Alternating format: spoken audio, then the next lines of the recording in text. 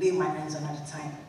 And I noticed that there is sort of a barrier for international students. Like when you tell them that, oh, this is who I am, this is what I do, it appears that the opportunities available are not tilted towards people like us. So I'd like to ask, for the numerous resources that has been shared today, are they open to new immigrants, or precisely international students, or are they just for women who have status in Canada? So status, I mean refugees, PRs, Canadians, and can you just shed more light on this? Because I know there are a lot of students in the room.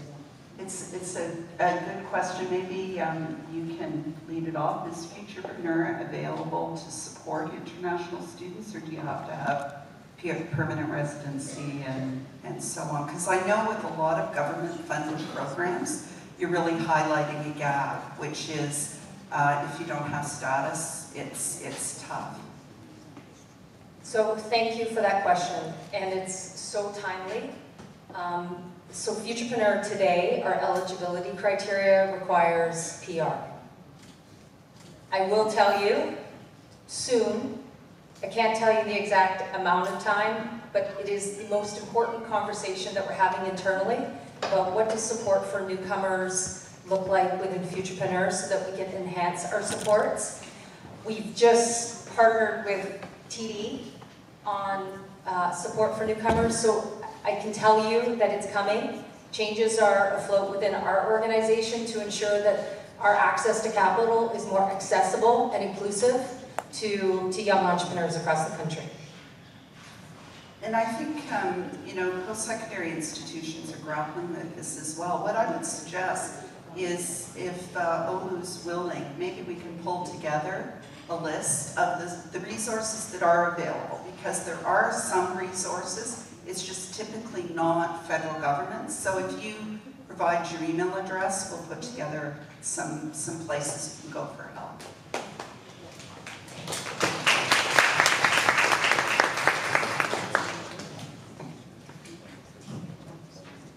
Good morning, everybody. My name is Rebecca. I am the newly proud owner of Becky's Commercial and Residential Cleaning Services. We provide commercial and residential cleaning services in Kitchener, Waterloo, and surrounding areas. So my question is, a few years ago, I joined Futurepreneur as a struggling young single mom, and they tried to help.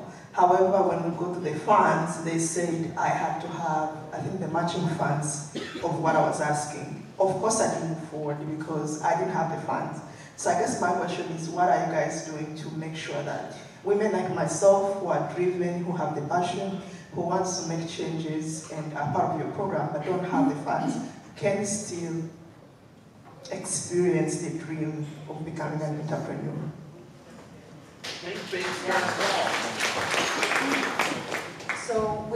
So I would love to talk to you after, just to learn more about your experience. So within Futurepreneur, we offer free wraparound supports, workshops to support entrepreneurs, and also one-to-one business coaching with our entrepreneurs and residents. So perhaps we can make that connection. And then there is eligibility criteria about time of launch to launch the business. I can't speak specifically to to what you just said, but I would love to have a conversation with you offline to better understand, because our supports are very much inclusive to help entrepreneurs get started successfully. Rosalind, were you going to say something? Yes. Not directly to you, but to all the women here. Peril has the largest peer lending network for women in North America. And why? Because we were inclusive when it wasn't the sexy thing to be, right? Right now, we're doing a lot of work, and that's wonderful. But because we were inclusive, we heard all these stories of why women couldn't get money here, or they didn't meet the criteria there, or whatever. So we set up this peer lending network. And it has grown out of the needs of the diverse women that were part of the network. So for instance, the Whole Women Network is a peer lending circle of Peril, in addition to everything else that they are. So we have the wraparound services, like a lot of business development organizations, but our peer lending circles are circles of women coming together, putting some money into an emergency fund in support of each other. But we have CFDCs, Community Futures Development Organizations. We have Alternative Savings Credit Union, and they are loan investors. But the way that the network is set up is to provide funds in 4 stages. So first stage, second stage, third stage, fourth stage, up to $5,000. But for the first 2 stages, you get a small amount of loan, and it means we can open it to everybody, even those that have had bankruptcy or they don't fit the criteria in other places. So you get $1,000, you only have to pay back $500. That gives you the right to have $2,000, only have to pay back $1,000. So then, from then on, you can do your plan, your cash flow, to get $3,000, $5,000, and you're growing your lending capacity, your credibility, even though you might be a newcomer or whatever. As Peril, we're taking a really small risk, right? And you're paying it back. Us taking the risk, you're paying it back by supporting the other people in your circle and in your network. So I'd love to talk to any of you if you would like to learn more about that. I have to leave right after because I have to go to North Bay for the Perros in International Women's Day event. But I'm sure Casa Foundation can give you my information if you wish to contact me. Or you can talk to Juliet. But it's such an important issue, because what I would argue is there is actually quite a lot of support around, but accessing it and finding your way is often one of the biggest challenges. And that's part of the reason why that ecosystem approach is important, because if you come in with a futurepreneur door and they can't help you, very often they will refer you to others. And the only other thing I would say is, we know that in Canada, most businesses start with less than $5,000, but it's hard to get that $5,000. And we've been advocating with a number of other organizations for more investments in micro grants and loans or GOANs or innovative approaches to bridge that gap, because it's clearly, you know, there are other countries that do a much better job of providing that early startup funding. So thanks for the question. I'm watching to see when I'm going to get kicked out. Hi everyone, I'm Oh, Meera. it's looking at me. Am I done?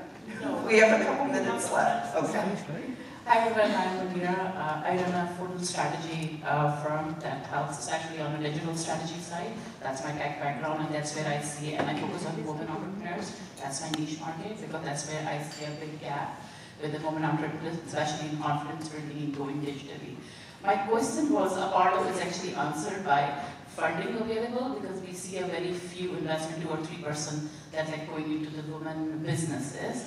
And most of the time when the startups start, and it is a validation of market, people from US come and fund, and those startups being sold, and it's not helping Canadian economy at all. And also we don't have enough capital. Are we doing anything about that? We are also giving opportunity on regular people to invest in small brands and making it easier for them to start investing, because I feel that the process is usually very long. Good point, thanks. Anyone want to comment on that? Wow, you're making me think of something. So we recently conducted a research where we interviewed over 2,500 business owners and professionals. And it was a little bit surprising to see this piece of data because as women we like to plan things normally. And this research shared that men business owners are 3 times more likely to go get advice than women. So, you know, to go back to what you were saying and the young lady over there, I think for all of you entrepreneurs in the room, I think going to get advice sooner rather than later. Because if you're working with a WeBanker or an advisor, they'll share with you sometimes other alternatives. Like we also work with an organization called Fundica, and you can access Fundica on our website. It's actually an AI-based organization that helps entrepreneurs locate grants in their provinces based on the type of organization that they're starting very, very quickly. So you're saving a ton of time. You're not going to pull your hair out. They're really helping you target different grants that you can get. But even on the banking side, like I'm relatively new to this position, and I learned a ton of different programs that I'm finding people are not aware of, where the government supports sometimes 80–90% of the lending that you're getting. So there's really an opportunity to go get that advice much sooner than women tend to do. We tend to try to do everything on our own, we jack up our credit card, and then we ask for money, but if we don't have trends that show that we're focusing on savings, that we're focusing on our own personal financial wellness, then the banks are, you know, you're putting it in a difficult position for them to lend you more. So go get the advice sooner so that you're planning properly and learn about other accesses to get funds. So important, because the research does confirm that, is that women tend not to incorporate. Women tend to try to bootstrap with, you know, friends and family, as opposed to like building your business with other people's money, which is often very alien. I think there are things that could make it easier, but I think that point's so important. Yeah. So if I could just add, so Futurepreneur, we're a founding member of the G20 Young Entrepreneurs Alliance. And each year we go on a trade mission in advance of the G20 Leaders Summit. And I will say applications for this year's delegation is open. And why I bring that up, because I think your question is really important about advocacy. Because too often we hear about VC investment, or when entrepreneurs are looking for investment in their business, it's coming from outside of Canada. And you know, when we think about the importance of building companies within Canada, we need to see more investment. So I see that as an opportunity for advocacy, and that is one of the key components of the G20 Young Entrepreneurs Alliance, is building a communique that speaks to the needs of young entrepreneurs across the country, and one of them, of course, is investment. Really good point. Yes, and then I think we have to wrap up, but I know folks will be around, and Olu will do a good job of making sure follow-up questions are taken care of. So, one area that women have been identified as not getting investment is investments from venture capital or angel investors. It's very, very low percentage. I think it's like 2 to 4%. Yes, 4, is it? 4 now? Well, that's good. Maybe we're making progress. But I think one of the biggest reasons, and you know how I talk about we partner together, and that's really important. Both Pero and several partners, but another organization, Small Scale Food Processors Association of Canada, we have 2 different projects, but both of them are providing, if you're a foodpreneur, Small Scale Food Processors Association providing an Invest Ready program. We're providing the same Invest Ready Biz Camp for women, only for all the other sectors. So together we're hoping to change that dial, to bring that up. But at the same time, we're teaching women how to be invest ready, how to feel about it in a positive way, how to be empowered. What do you have to get in place to be able to take on investors? And we're also trying to, through SBX, we're trying to bring together investors that will be women friendly. So, you know, all of you, what I would say to you is look for these opportunities, because I think we're going to break that ceiling, because we will do it together. Because if we collaborate, I know that's how you make change. I've been around long enough for that. What a great call to action. Final comments from you, Janice?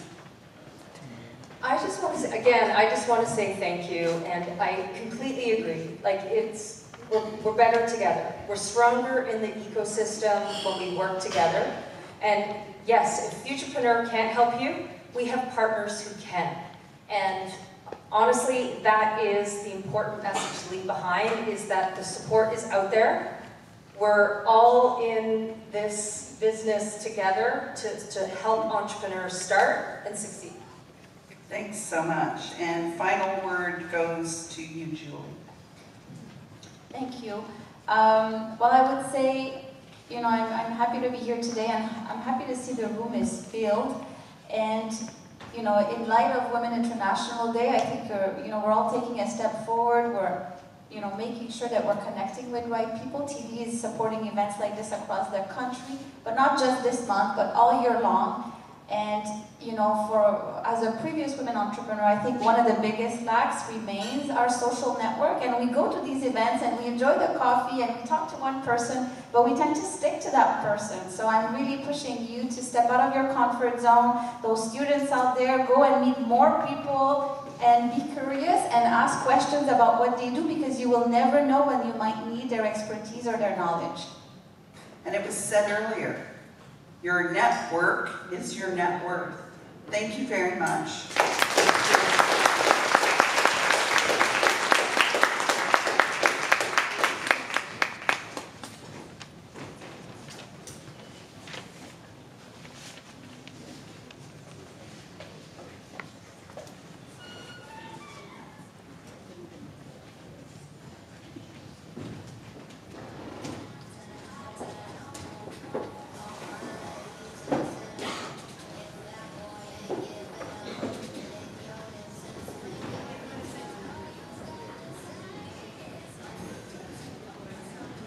Wow, what a great panel. And what amazing questions. Like, I saw a lot of people with their hands up, and I know I wasn't able to come over to you, but after the event, some of the speakers are still here. Please do not hesitate to walk up to them, ask them the questions that you are hoping to ask. And there was something from that panel that I took away that really resonated with me. And I think it was Janice who said it. Something that goes, empowered women empower women. Wow, that's really powerful. Very powerful. So, as we continue our journey of empowerment, we arrive at an important crossroads. So I know we had lots of questions about it, and that's financing and investments. These are the pillars that fuel women's dream and turn ambitions into reality. So for our next panel, our moderator is going to be Marcella Mandeville, a champion for women entrepreneurs, leading the charge, alongside a force of financial wisdom. So we welcome to the stage Donna Wellman, Managing Director of the Fairway Group and a visionary leader guiding investments to empower future generations. Anna Dayan, Vice President and Region Head of TD Wealth Private Wealth Management and a champion for financial empowerment. Aliyah Ramji, partner at McCarthy Theriault LLP and a legal powerhouse breaking down barriers and paving the way for women's success. And Dr. Golnaz Golnargi, founder of Divity Group and an innovator who accelerates the future for women entrepreneurs. These incredible women are not just talking the talk, they're walking the walk, creating pathways for a future where every woman has the financial power to reach her full potential. So let's give a huge round of applause, an encouraging round of applause for these wonderful women as they come up.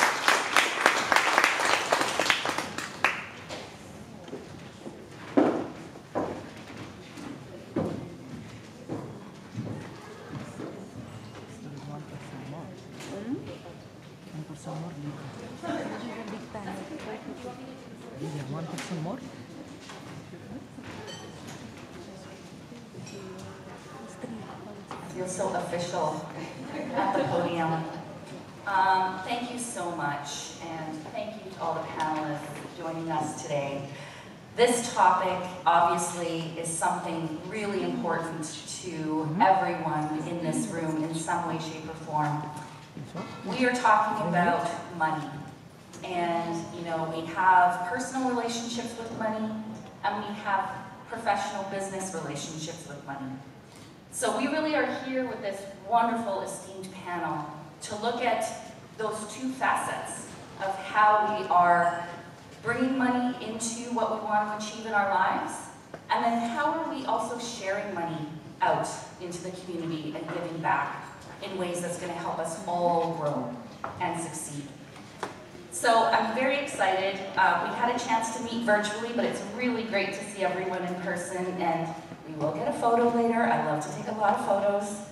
But I just wanted to start out with a question around access to capital. This is obviously something really important. I know with us at Alberta Women Entrepreneurs, and even through the Women's Enterprise Organizations of Canada, we have our own loan programs.